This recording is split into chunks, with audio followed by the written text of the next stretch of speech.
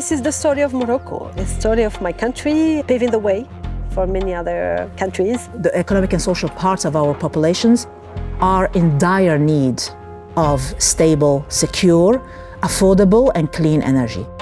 There is a problem of profit going from the global south to the global north. Morocco is an exciting investment destination in this world where we are moving to very cost-competitive renewable energy. Morocco has fantastic and unique energy resource. It's not just wind, but it's also solar. We cannot imagine any just transition without the involvement of local communities. This is a scramble for Morocco's energy future.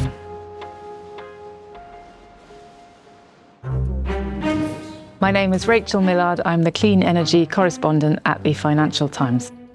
Morocco has some of the best energy resources in the world. Investors are flocking here. But who is this energy really for, and can Morocco make the best of this opportunity?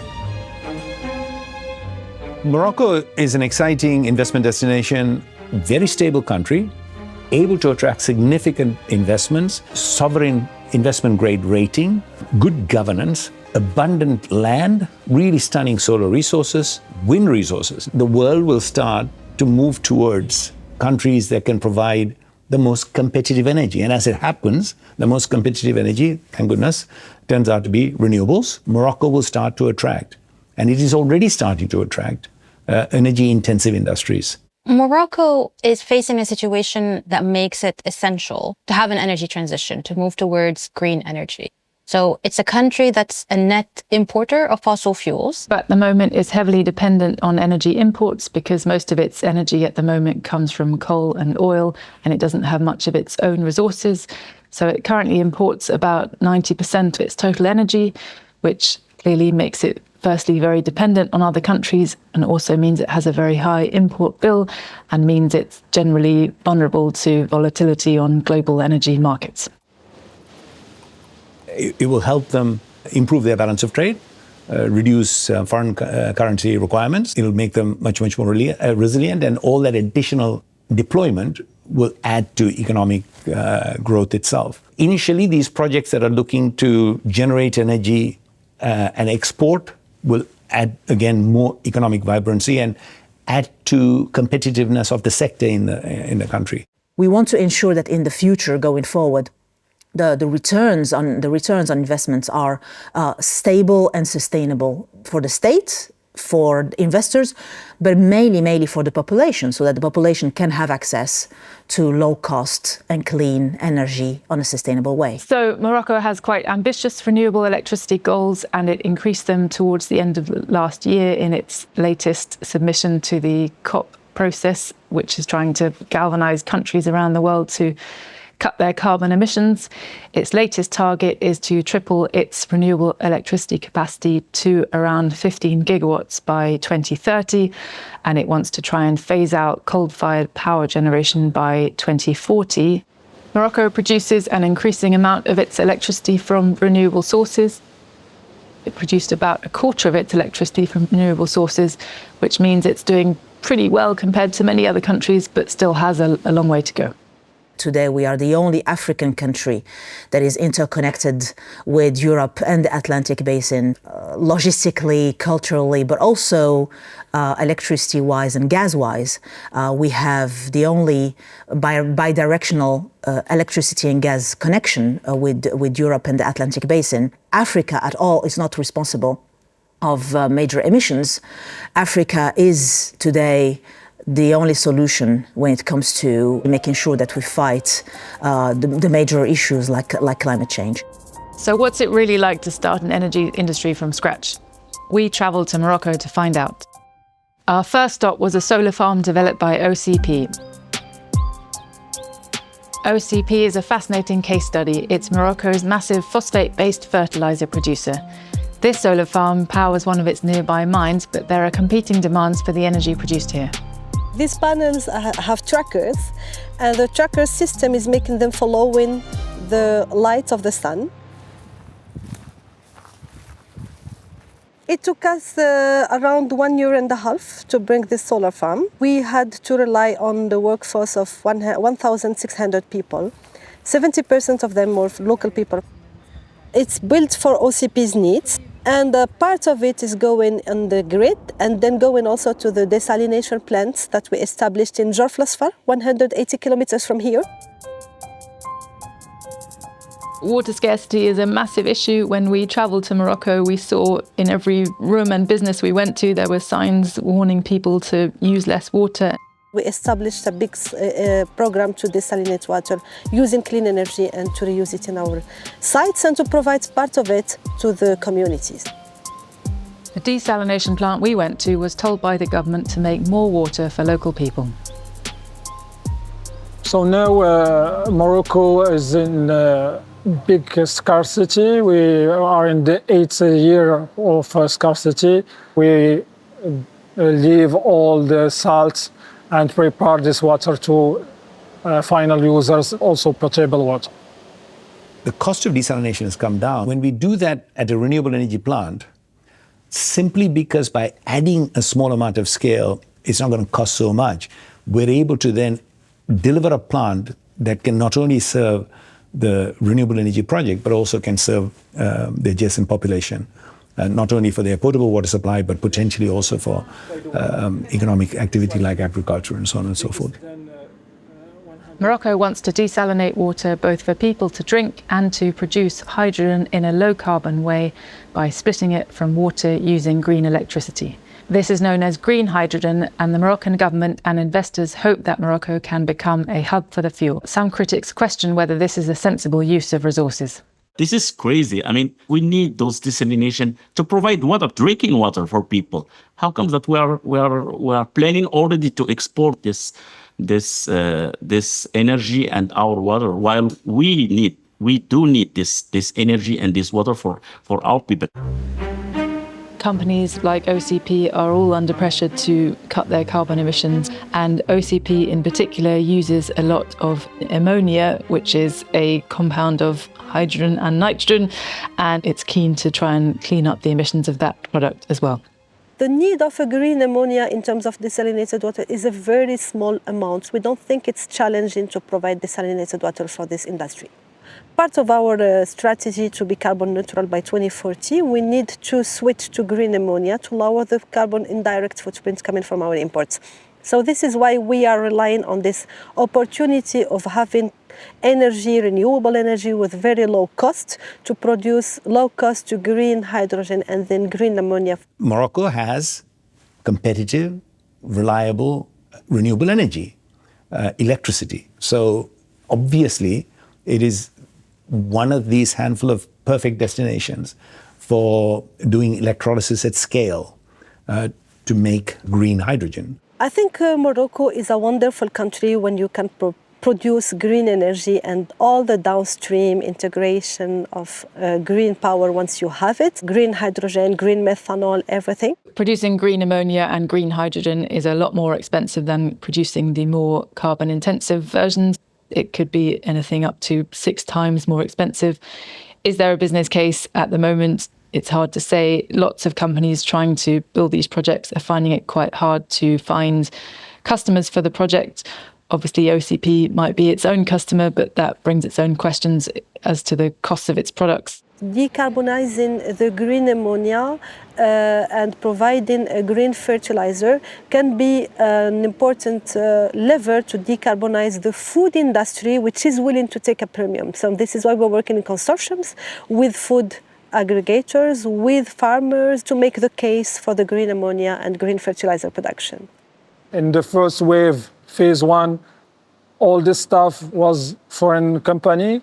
Now we have local capability to do it inside Morocco. 60% of this workforce is from the cities and the region. My name is Mohammed Latif. I'm 24 years old. I work here as a solar PV technician. Basically, I live in Marrakesh, and I move wherever there is job opportunities. Then and the work as well is very good, very collaborative, and a good team. Working here in solar energy makes you relieved knowing that you work as helping sustainability of our planet, and that gives you pride and privilege. These projects are great when they're being built because you do need lots of people to lay the solar panels, but the question really is whether that turns into long-term consistent employment. So there is an issue of credibility of the benefits that are being touted in these mega projects. During the operation phase, there is not a lot of jobs that are created. In the opposite, that what they promised actually in the beginning. People protest because there's a lot of land grabbing, and one of the argument that was used, okay, no, you will have a plenty of jobs, and we will also give a priority to the locals, which was not the case actually. It's more in most of those projects. The promise of jobs is not really as great as it's being marketed. But also, when we talk about investment, a lot of these projects are actually happening through loans, not through private investments. And when private investment is involved, we also know on a global scale that there is a problem of profit going from the global south to the global north, to the tune of $2 trillion dollars leaving the global south to the global north, in net terms, that is.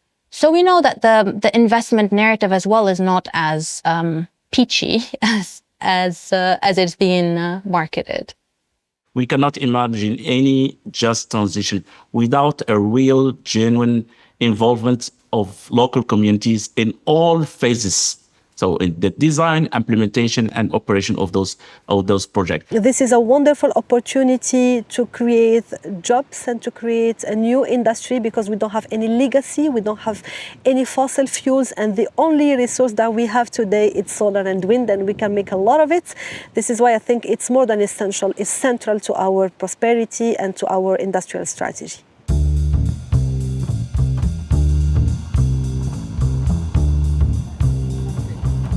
ACWA Power is a huge Saudi Arabia headquartered company that develops renewable energy and desalination plants around the world. It has developed a wind farm that we went to see in the north of the country. The wind farm built in 2018, and for a period of construction was for around 2 years. It's in quite a remote location. They had to build new roads. They had to get the local community on board. They had to haul these massive turbines up a very, very steep hill. As you see, there is mountains, so there is difficulty of access. We managed to bring all the turbine here in a safe manner and successfully. It is a green electricity, and it's used to feed industrials in Morocco. ACWA Power shows Morocco because Morocco is a great place to work and to develop projects. And this area specifically with a high potential of wind. It's not a huge site, and it would have employed more people during construction. But again, the question is, how many long-term jobs do these projects create? People that are working here are around 50 people. We are committed to hire local people to the extent possible. So we are trying to integrate local people depending on the expertise. Acciona is a Spanish conglomerate that builds renewable energy projects and lots of other infrastructure around the world. One of several companies that have been selected by the Moroccan government to potentially build green hydrogen projects. Morocco will be among the best spots and best locations where to produce green ammonia due to its energy resource, wind and solar, and the combination of the two.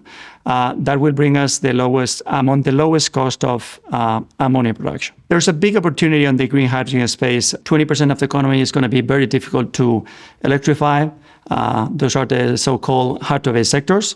And the best vector to use for such decarbonization is going to be green hydrogen and derivatives, molecule derivatives of green hydrogen. These huge hydrogen projects are questionable for several reasons. Firstly, will they get off the ground given the difficult market for the fuel? Secondly, they will require a huge amount of green electricity, and there are questions over whether that should be better directed towards homes and businesses.